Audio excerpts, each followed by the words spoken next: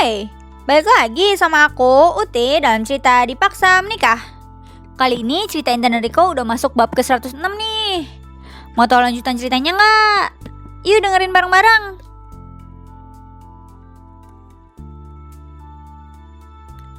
Setelah menangis, Intan merasa kepalanya pusing. Kepalanya tiba-tiba terasa sangat berat. Ia memegangi kepalanya dan menggigit bibir bawahnya berusaha bangkit hendak naik ke tempat tidur. Tapi matanya tiba-tiba gelap dan merasa tidak ada tenaga. Tak beberapa lama ia pun jatuh pingsan di lantai. Sementara itu Riko di ruang fitnessnya merasa kelelahan dan berhenti mengayuh sepeda statisnya. Nafasnya memburu dan keringat bercucuran di seluruh tubuhnya. Ia turun dari sepeda statisnya dan keluar dari ruang fitnessnya, hendak pergi ke dapur karena merasa haus. Ketika ia melewati kamarnya yang pintunya terbuka, ia melihat Intan tergeletak di lantai tak sadarkan diri. Ia segera masuk ke dalam kamarnya dan menghampiri Intan. Setelah itu, ia mengangkat tubuh Intan dan membaringkannya di tempat tidur.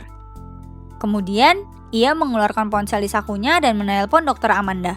Tapi sayangnya, yang menerima teleponnya adalah asistennya yang mengatakan bahwa Dokter Amanda sedang melakukan operasi di ruang operasi.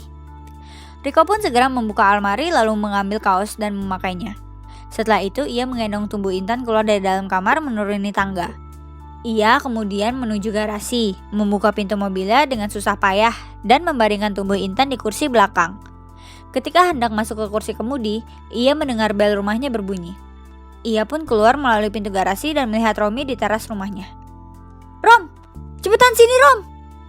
panggil Riko sambil melambaikan tangannya. Romi pun menghampiri Riko yang terlihat panik dan kelelahan. "Kenapa Rik?" tanya Romi heran. "Intan pingsan. Ayo bantuin gue bawa ke rumah sakit," ujar Riko lalu masuk ke dalam garasinya di mana mobilnya berada. Romi pun mengikutinya. Romi membuka pintu belakang mobil Riko hendak masuk. Tiba-tiba Riko menahan pundaknya. Lu mau ngapain?" tanya Riko pada Romi. "Ya bantuin lu bawa Intan ke rumah sakit lah," jawab Romi tanpa dosa. "Tuh dia emang istri siapa?" tanya Riko gemas dengan Romi. "Istri lu, terus kenapa?" ujar Romi tidak paham. "Ya lu yang nyetir mobilnya lah Rom, gue di belakang nemenin Intan," balas Riko lalu masuk ke dalam mobil di mana Intan berbaring. Romi pun mengerti dan segera masuk ke kursi kemudi lalu menyalakan mesin mobil dan melajukan mobil itu ke rumah sakit. Di dalam mobil, Riko memeluk Intan dan menyandarkan kepala Intan di dadanya. Ia membelai wajah Intan menyeka keringatnya. Romi memperhatikan mereka dari kaca di depannya. "Aduh, pemandangan apaan sih nih? Nasib jomblo jadi iri deh," batin Romi. "Intan kenapa tiba-tiba pingsan, Rik?" tanya Romi dalam perjalanan menuju rumah sakit. "Nggak tahu juga gue nemuin dia udah tiduran di lantai," jawab Riko. "Oh, kirain abis lo ajak main, hehe," balas Romi dan tertawa.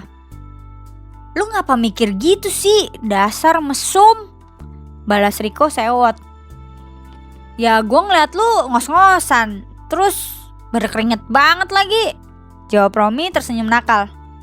"Gue habis olahraga, udah deh gak usah banyak ngomong, udah nyetir yang bener aja gak usah lihat-lihat ke belakang," balas Riko. Setelah sampai di rumah sakit, Riko segera mengangkat tubuh Intan keluar dari dalam mobilnya lalu membawanya masuk ke dalam ruang UGD. Selagi menunggu Intan diperiksa, Riko menunggu di luar UGD dan duduk di sebuah kursi. Sedangkan Romi memarkirkan mobil Riko di tempat parkir rumah sakit.